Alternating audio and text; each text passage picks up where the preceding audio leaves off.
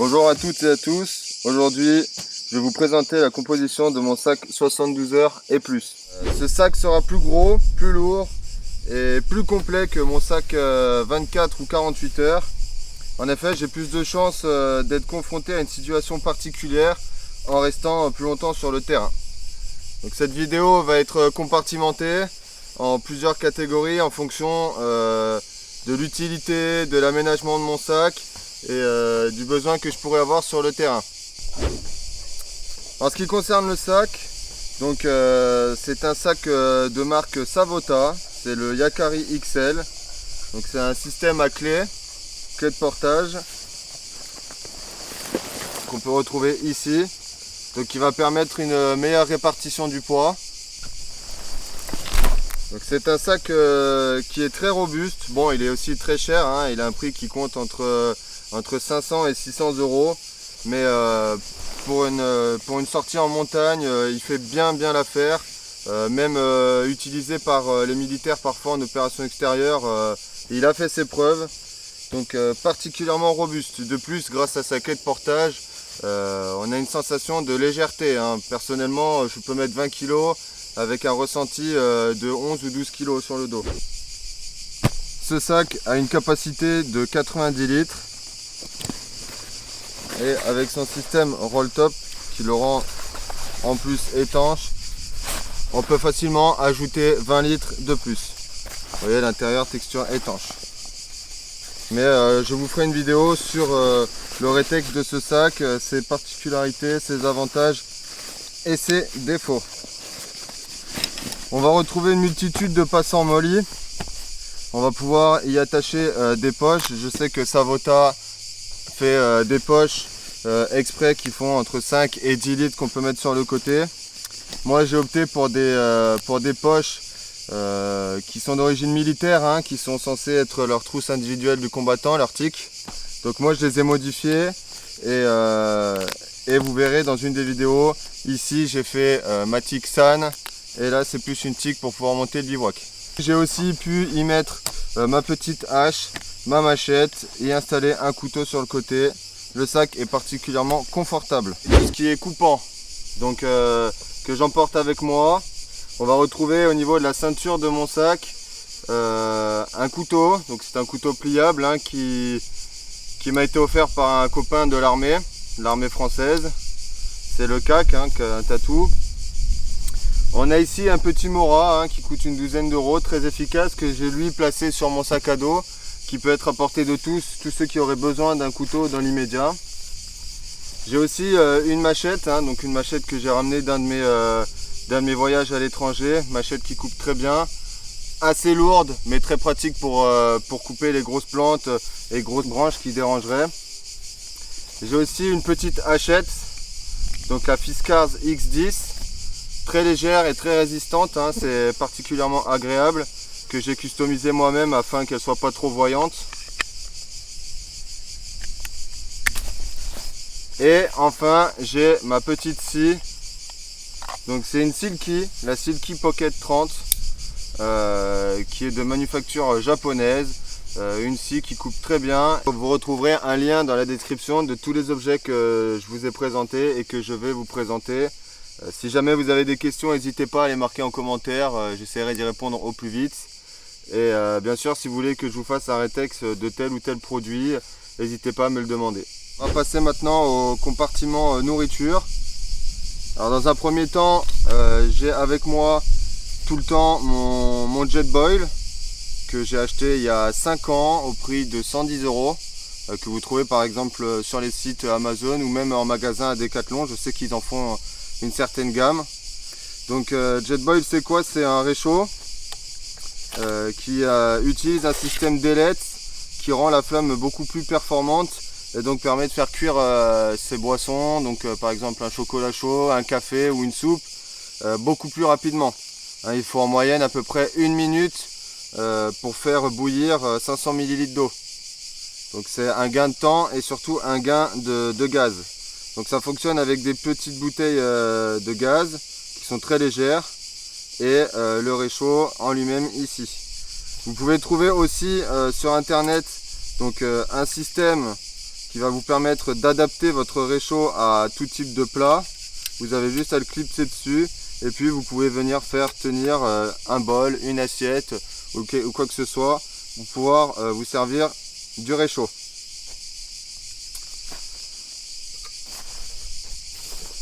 Ensuite, on va trouver mes contenants pour boire. Donc ici vous avez la gourde Nalgene qui fait à peu près 1 litre, d'accord, gourde en inox qui vaut une trentaine d'euros sur internet. Donc très résistante et en plus vous pouvez faire cuire de l'eau en mettant ça directement au feu. L'avantage aussi c'est la capacité du goulot. Vous pouvez rentrer quelque chose pour faire touiller, c'est un gros goulot qui vous permettra d'être beaucoup plus efficace qu'un petit goulot de bouteille. Parfois je prends aussi une gourde, donc une gourde militaire qui a une contenance de 1,3 litre, okay, qui est souvent accompagnée de son quart, donc sa gamelle en inox, qu'on vient emboîter comme ceci pour un gain de place.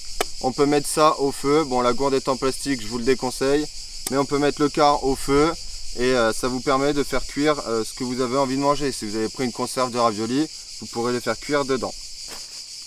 Et j'ai aussi ma petite tasse en inox d'une contenance de 400 ml qui vaut à peu près 10 euros. C'est une Quechua qu'on peut acheter à Decathlon. Pour finir, et comme vous verrez dans ma précédente vidéo sur mon kit survie, j'ai un petit kit d'ensemble de réchauffage qu'on trouve dans les rations militaires françaises avec de quoi faire cuire un plat par n'importe quelle météo.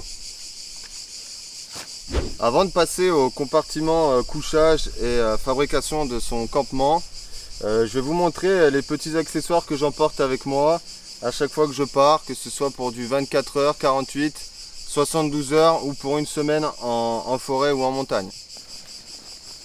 Donc le sac a plein de petites poches de rangement. Dedans je vais mettre ma Petzl, donc c'est une Forclaz, c'est pas une Petzl, Forclaz, donc c'est une lampe frontale. Acheté à Decathlon pour une quarantaine d'euros. L'avantage de cette lampe frontale, c'est qu'elle est à pile et à batterie. Donc on peut ne pas tomber en panne de pile tant qu'on a la batterie et vice versa. Très grosse capacité de lumens, elle éclaire très bien, plusieurs modes.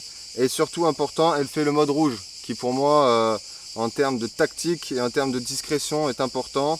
On n'a pas forcément envie d'être dérangé ou d'être vu. Donc la lumière rouge ne se voit pas de loin et est très pratique pour la discrétion. J'ai aussi un brassard fluo, d'accord, que je viens mettre sur le bras ou sur la cuisse quand je vais devoir traverser une route ou marcher le long d'une nationale ou d'une départementale pour quelques minutes, histoire d'être repéré par des phares, des lumières et éviter tout accident. J'ai aussi ma boussole, très importante. D'ailleurs, je vous ferai une vidéo sur l'utilisation de la boussole en topographie, puisque les GPS c'est bien, mais quand ça tombe en panne, il faut apprendre à se débrouiller avec une boussole. C'est une boussole Silva en millième, puisque j'ai eu l'habitude avec des copains qui sont dans l'armée de travailler avec des millièmes. Ça vaut une quarantaine d'euros sur internet et vous pouvez trouver ça aussi à Decathlon. Dans mes poches, on va retrouver des sacs poubelles et des mouchoirs. J'ai aussi une paire de gants, donc une paire de gants coquets renforcés qui va me servir par exemple pour tirer sur des cordes ou même pour utiliser tout ce qui est coupant, hache, machette, pour éviter de me blesser. J'ai une batterie solaire de 28 600 mAh, donc qui me permet de recharger plusieurs fois mon téléphone si besoin. Elle est très résistante et étanche. Particulièrement lourde par contre, c'est l'inconvénient, mais pour le moment j'ai jamais eu à m'en plaindre.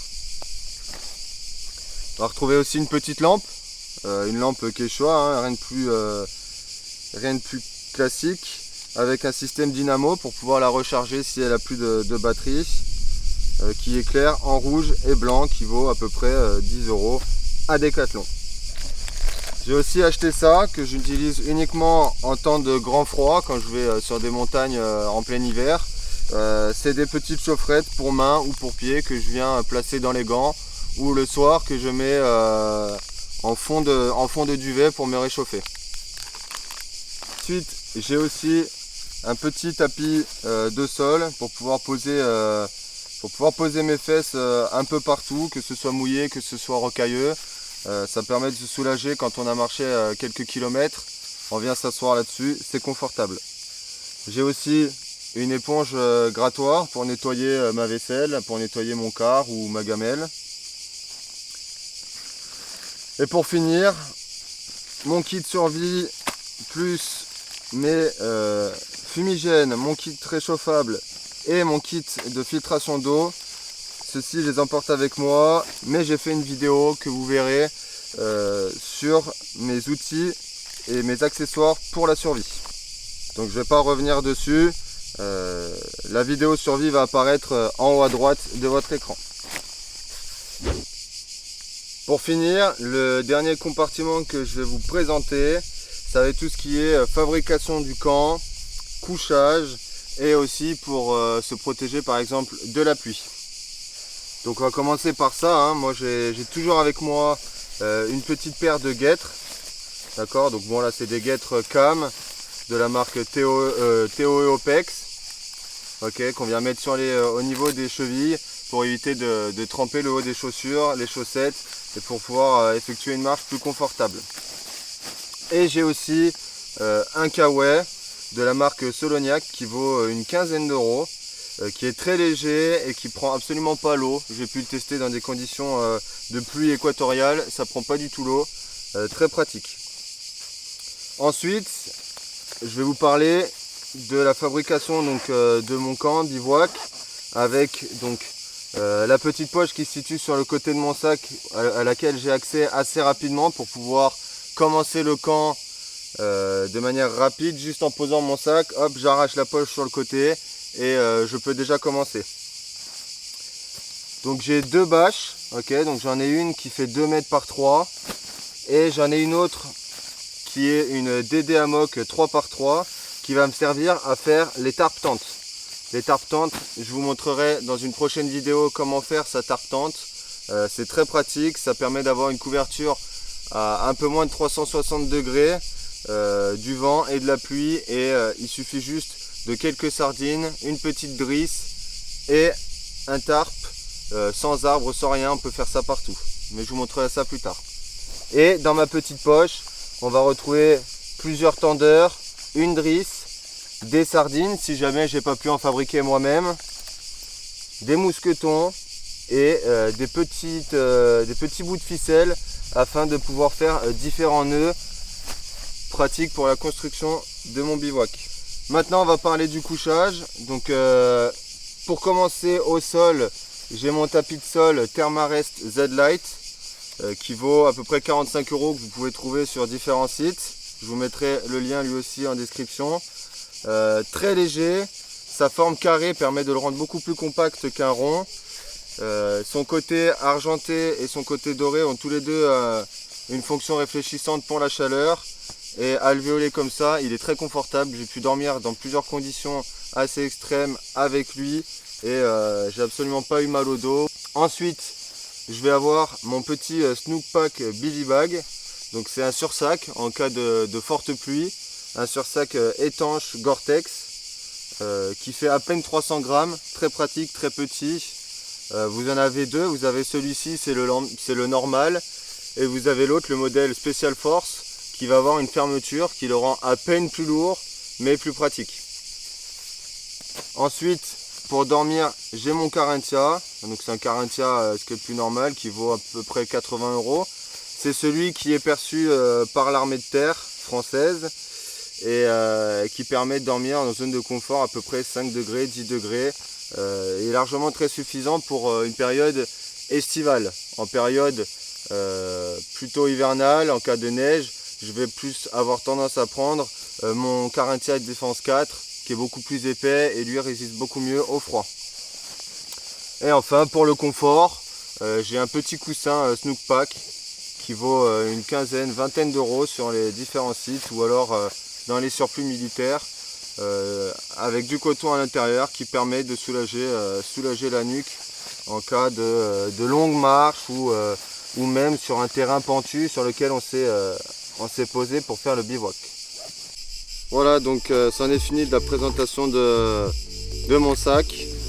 Si vous avez des questions, n'hésitez pas à les poser en commentaire, à mettre un petit j'aime pour me permettre de continuer et à vous abonner. J'essaierai de répondre le plus souvent possible à vos interrogations. Si vous avez des remarques sur mon matériel ou si vous souhaitez investir vous aussi dans du bon matos, je vous ai mis en description les différents liens.